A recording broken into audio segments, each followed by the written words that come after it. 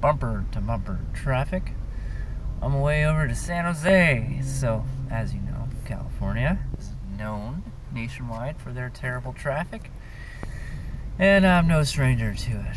What's good about it, though, is it allows me time to sit back, relax, and think about things.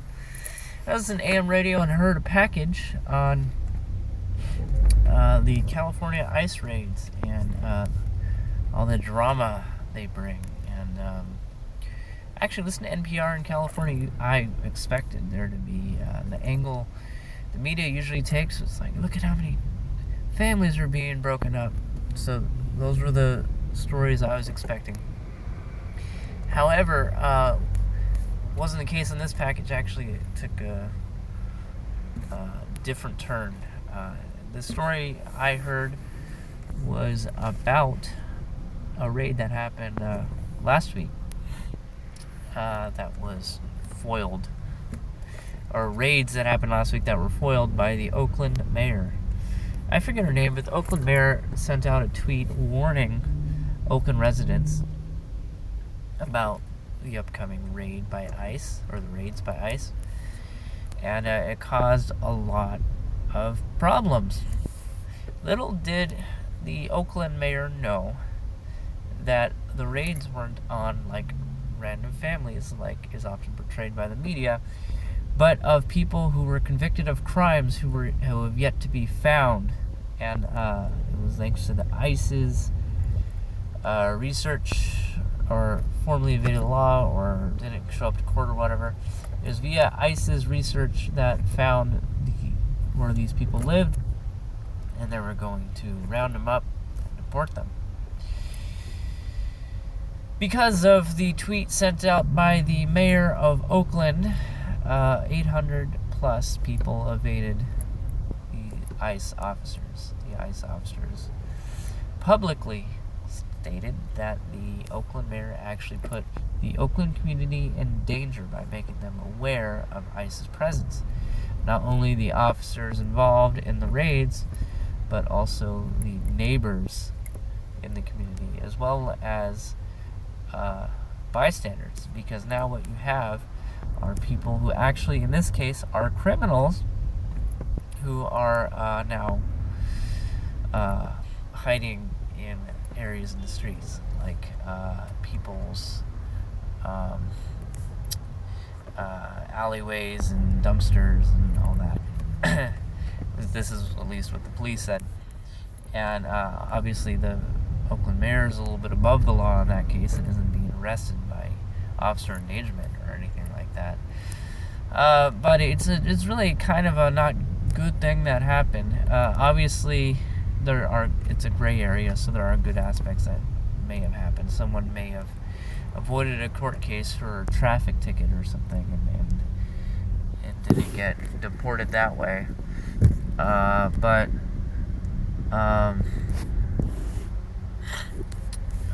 in that regard, overall, it's much worse that these criminals were notified beforehand than it is better.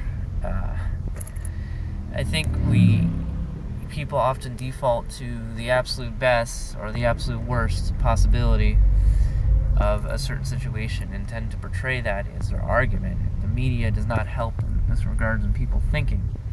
The media consistently, in California at least, we're consistently seeing pictures of families being separated, which is kind of a bad aspect to illegal immigration. Is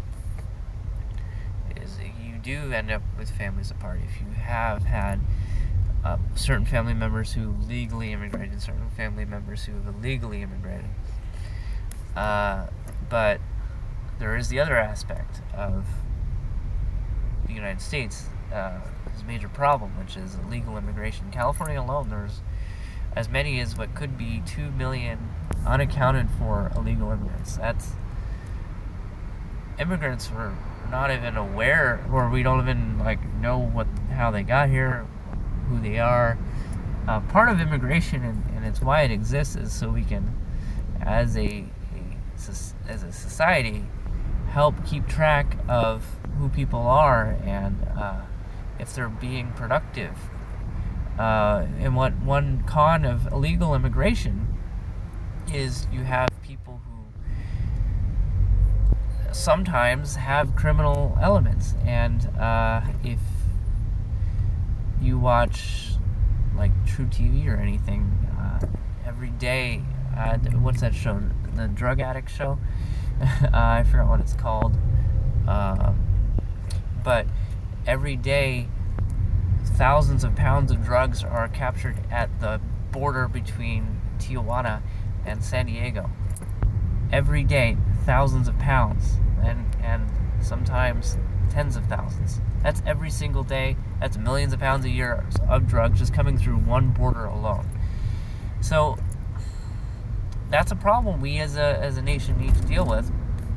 And I don't always agree with ICE's methods, but if they're going to pick a day where they just go after criminals, and then if a mayor of a city of nearly 1 million people is going to expose that effort and put a lot of people at risk, then that's not a good thing. And it's not good for the overall function of society as a whole. And it's frustrating because it's like, I want what's best for everyone, and I think the United States is actually the most generous country in the world when it comes to immigration. More people immigrate to the United States than any other country every year. 1 million people legally immigrate to the United States every year. 1 million people, again, legally immigrate to the United States every year, and that does not include green card holders. Green card holders get in a line, and of the people in that line, they eventually make it into legal immigration. And what's unfortunate about it, living in a country where everyone wants to live here, it seems, is you can't accept everyone. And one thing that is kind of true about illegal immigration is it's cutting in line in front of people who've been waiting for years to try and get into the United States legally, to get all the benefits of being a United States citizen, which seems to be less and less great every year.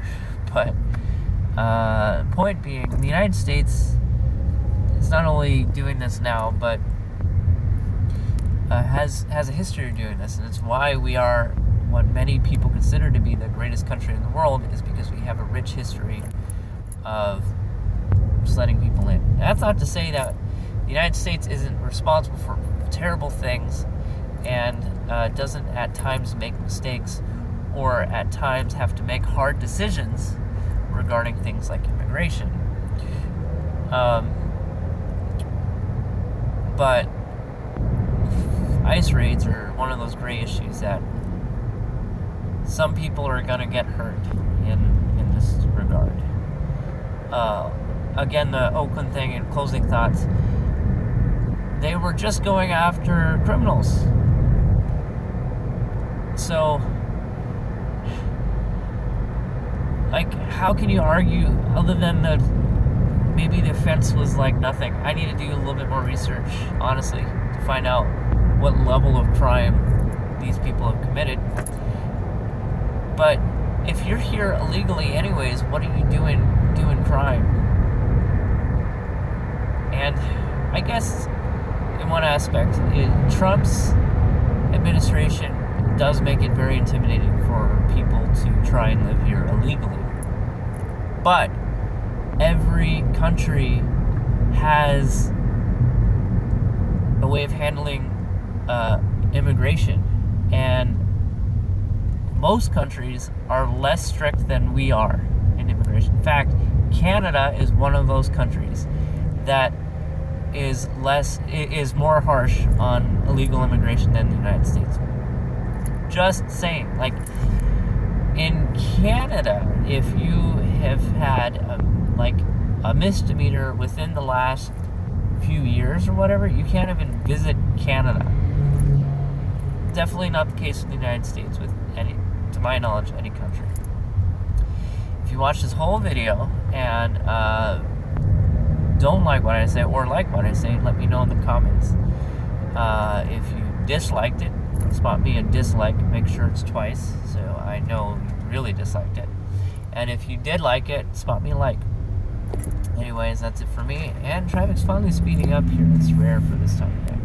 I'll talk to you guys later. Bye.